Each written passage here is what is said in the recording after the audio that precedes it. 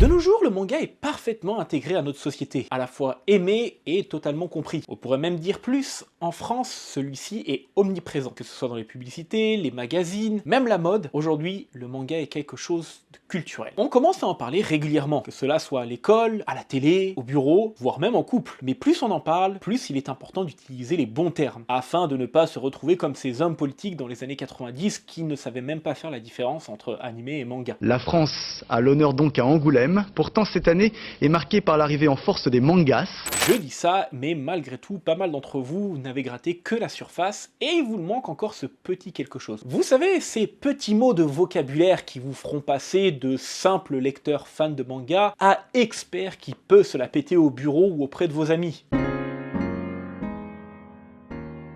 Salut tout le monde, ici Nico, le directeur éditorial et fondateur de Chato, la petite maison d'édition de manga qui monte. Si vous ne le savez toujours pas, le but de cette chaîne YouTube est avant tout de vous présenter les coulisses du monde de l'édition de manga et de vous parler un petit peu de mon aventure entrepreneuriale dans la création et le développement d'une maison d'édition. Comme je vous l'ai indiqué dans une précédente vidéo, juste au cas où c'est celle-ci, si vous voulez aller la voir après avoir terminé cette vidéo. Quand j'ai démarré cette aventure entrepreneuriale dans le monde de l'édition de manga, je savais pas grand chose. J'étais un fan de manga, mais un fan de manga, c'est pas un éditeur, et encore moins un expert qui sait comment fabriquer un livre. Il m'a fallu donc apprendre sur le tas tous les termes nécessaires à la bonne compréhension de mon métier, et à la fois qui permettrait de communiquer sereinement avec mes équipes de freelance et mes prestataires. Des mots de vocabulaire qui parfois vous seront utiles à vous, lecteurs, mais d'autres fois qui finalement ne seront utiles que si vous voulez travailler dans le milieu de l'édition. Pour ce premier mot, je vais tricher un petit peu. Ouais, d'emblée, comme ça. Ouais.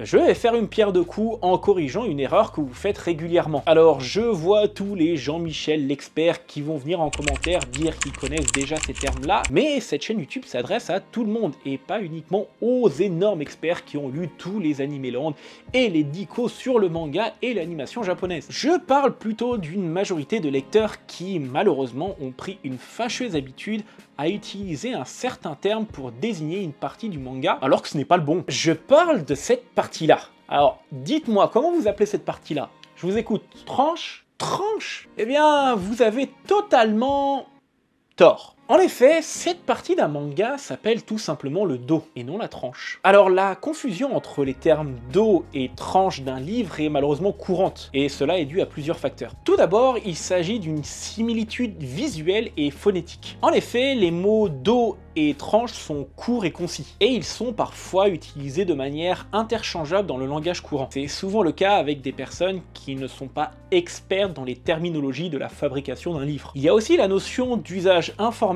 versus usage de notions plus techniques. Dans le langage informel, les gens auront tendance à utiliser des terminologies approximatives pour désigner une partie d'un livre. Dans ce cas-ci, le terme tranche peut être utilisé pour désigner n'importe quelle partie d'un livre, y compris le dos. Il y a enfin le manque de familiarité avec les termes spécialisés. Beaucoup d'entre vous n'êtes pas forcément conscients des termes utilisés dans la fabrication d'un livre, comme je l'ai dit tout à l'heure. Le terme dos est parfois moins intuitif parce qu'il ne donne pas immédiatement l'idée de sa fonction, par exemple celle de mettre un livre dans une étagère. Il est donc pour moi très important de vous clarifier les choses afin de vous aider un petit peu à mieux comprendre. Commençons d'abord par le dos. C'est la partie du livre qui est visible verticalement lorsque vous rangez un manga dans une bibliothèque. C'est souvent la surface où vous verrez plein d'informations comme le nom du titre, le nom de l'auteur et le numéro du volume si c'est une série. Vient ensuite ce que vous appelez la tranche. Alors attention, la tranche n'est pas uniquement cette partie-là. À vrai dire, la tranche, ça peut être également la partie d'en bas et la partie d'en haut. Il s'agit en réalité des bords des pages d'un livre. Si vous voulez vraiment aller dans le détail, dites-vous qu'un livre a 3 tranches. Le bord supérieur qu'on appelle la tranche en tête, le bord inférieur qu'on appelle la tranche de queue,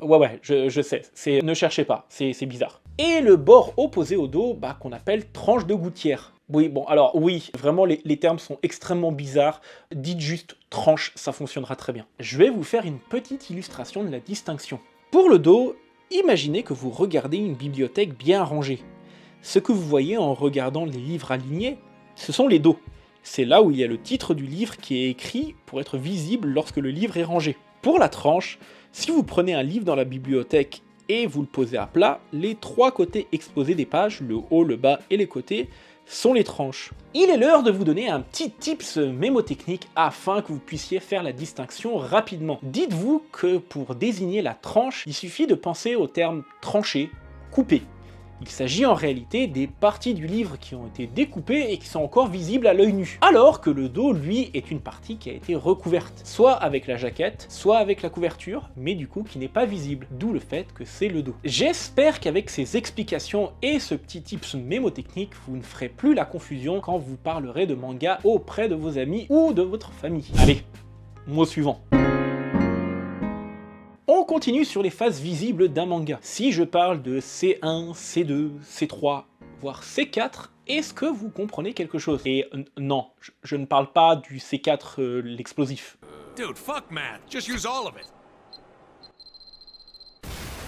Les termes C1, C2, C3 et C4 sont en réalité des nomenclatures techniques spécifiques au monde de l'édition et de la fabrication de livres. Commençons avec le terme C1 qui veut dire première de couverture et qui est la partie avant d'un livre. Pour le manga, c'est très spécifique parce que comme c'est un livre qui se lit de droite à gauche, du coup la C1 et la C4 sont inversées. Dites-vous juste que la C1 c'est la partie avant d'un livre. La C1 présente généralement la couverture avec une magnifique illustration pour attirer l'œil du lecteur, mais également des informations importantes comme le titre de l'œuvre, le nom de l'auteur, voire le logo de la maison d'édition dans le cas de Chato Chato, et le numéro si cela est une série. Dans d'autres cas, il y aura même un petit bandeau avec un petit texte, une accroche marketing ou alors une critique pour venir mettre en avant les qualités du livre. Du coup, si la C1 c'est la partie avant, est-ce que la C2 c'est la partie arrière ?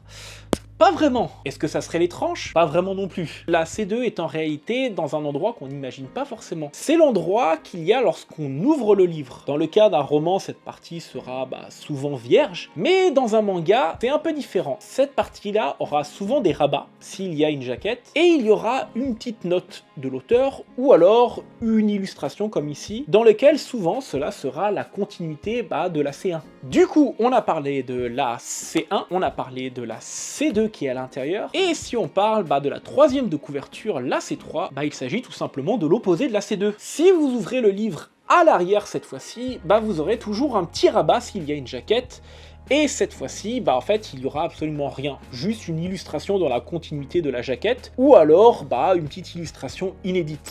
Dites-vous que sur de très anciens mangas, en fait, sur la C3, il y avait carrément le nom des titres qui étaient déjà sortis chez l'éditeur, voire même encore plus loufoque, un numéro SAV. Enfin, la partie arrière d'un manga s'appelle tout simplement la C4, ou quatrième de couverture. C'est l'endroit où il y aura quelques informations comme un petit synopsis, des accroches marketing, mais surtout un élément qui est extrêmement important, voire crucial dans n'importe quel livre, le numéro ISBN avec le code barre. Sans code barre, il sera difficile de vendre le manga ou le livre en librairie et magasins spécialisés, car les magasins ne pourront tout simplement pas l'indexer dans leur base de données. Pour beaucoup, la C4 est la partie la plus importante d'un manga, car elle va donner des informations cruciales sur ce qu'il y a à l'intérieur du livre. Mais dans mon cas, c'est la première de couverture qui est la partie la plus importante, tout simplement car quand on se rend en librairie et magasins spécialisés, c'est l'illustration de la jaquette qui attire l'œil en premier, et non pas forcément le synopsis et les informations comme l'ISBN. Bref, ces distinctions vous aideront à mieux comprendre chaque partie d'un livre